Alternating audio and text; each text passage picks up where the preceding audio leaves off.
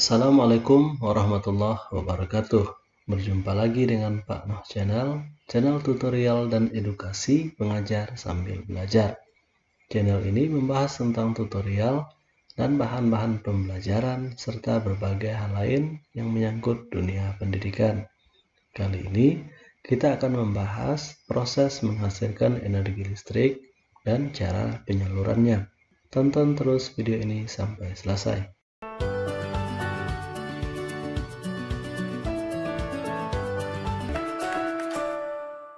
Adik-adik sekalian, pernahkah kita merasakan matinya listrik di rumah kita? Ruangan rumah dan lingkungan kita menjadi gelap gulita. Kemudian, kita begitu gembira ketika listrik telah menyala kembali. Dan pernahkah kita mencoba berpikir bagaimana bisa listrik sampai ke rumah kita dan menyalakan semua peralatan listrik yang ada di rumah kita? Dan pertama kali, kita akan belajar bagaimanakah sebuah listrik dihasilkan. Untuk lebih jelasnya, perhatikan gambar berikut. Listrik bisa dihasilkan dari berbagai sumber daya yang ada. Contohnya, jika listrik dihasilkan dengan tenaga angin, maka pembangkitnya disebut sebagai pembangkit listrik tenaga angin. Begitu juga jika pembangkitnya menggunakan tenaga air, panas bumi, dan lain sebagainya. Pada kali ini, kita akan membahas menghasilkan listrik dari pembangkit tenaga air. Listrik yang dihasilkan adalah dengan memanfaatkan tenaga air atau tenaga aliran air. Pertama, air masuk melalui pintu masuk sungai atau waduk.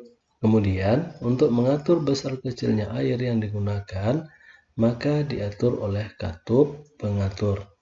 Selanjutnya, air masuk ke dalam pipa pesat yang berfungsi mengalirkan dan mengarahkan air ke turbin dan juga untuk mendapatkan tekanan yang lebih besar. Namun, sebelum itu ada yang namanya tangki pengaman tekanan air yang berfungsi menjaga tekanan supaya tidak terlalu besar sehingga dapat merusak peralatan lainnya. Kemudian, setelah melalui pipa pesat, air diarahkan untuk memutar turbin, dan untuk mengatur kecepatan turbin, terdapat sebuah katup pengontrol yang mengatur kecepatan air dalam rangka memutar turbin. Selanjutnya, ketika turbin berputar, maka putaran turbin tersebutlah yang kemudian memutar generator. Yang hasil dari putaran generator inilah yang kemudian menghasilkan arus listrik. Semakin cepat putaran generator, maka akan semakin besarlah arus listrik yang dihasilkan. Arus listrik yang dihasilkan kemudian disalurkan melalui transformer atau trafo untuk kemudian dilanjutkan ke saluran transmisi atau saluran penghantaran hingga sampai kepada konsumen. Adik-adik sekalian, setelah kita mengetahui bagaimana proses listrik dihasilkan, maka selanjutnya kita akan belajar bagaimana listrik bisa sampai ke rumah kita. Berikut penjelasannya. Setelah listrik dihasilkan dari pembangkit, maka listrik akan disalurkan ke tempat yang jauh dari pembangkit. Karena biasanya pembangkit terletak di daerah terpencil menuju daerah perkotaan atau pemukiman. Untuk dapat dialirkan menuju ke tempat yang jauh, maka tegangan listrik harus dinaikkan terlebih dahulu dengan menggunakan transformer atau yang biasa kita sebut dengan trafo, yang merupakan sebuah alat yang berfungsi menaikkan atau menurunkan tegangan listrik.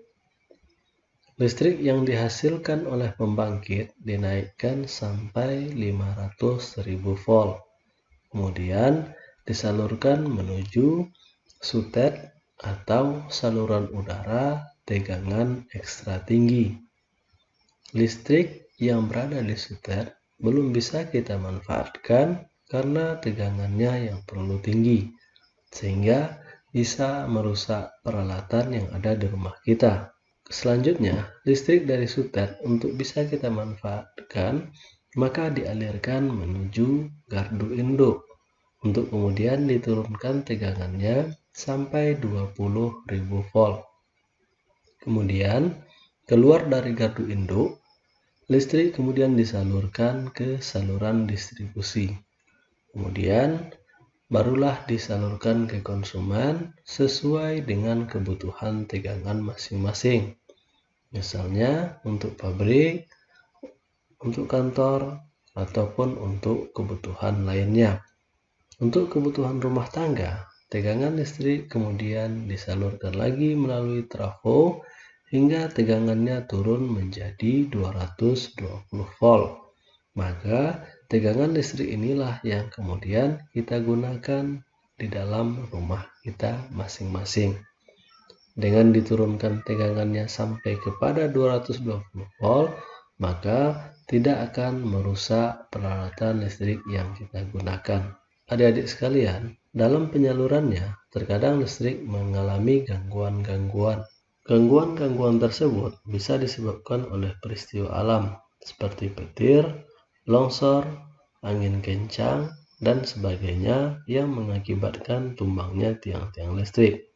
Kemudian bisa juga disebabkan oleh faktor manusia, misalnya ada pekerjaan aktivitas perbaikan jaringan ataupun kecelakaan kerja.